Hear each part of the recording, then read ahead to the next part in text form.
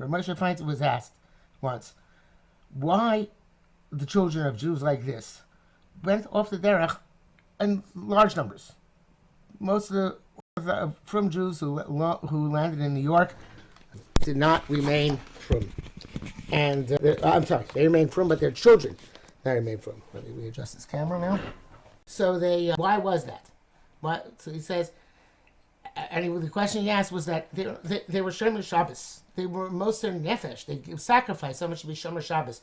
Those days, people would go to work on Monday, and knowing that they'd be fired on Friday because they would tell their employees they need to go home for Shabbos. It was very hard to find jobs where you didn't have to work on Shabbos. A lot of people were not omed in that Yisrael. A lot of people did not actually were not able actually to withstand the temptation. And you should write this down.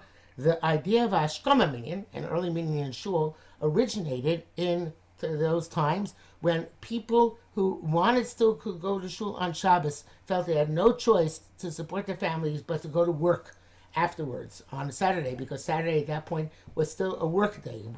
There was no 5-day week back in the late 19th and early 20th century. So they wanted at least to daven in shul, in a minyan, before they went to work. So therefore the Hashkoma minyan came about so they could daven early in the morning and then go to work afterwards to their job, even on Shabbos. So the other people who did not go to such minyanim and did not go to work on Shabbos, they were most nefesh.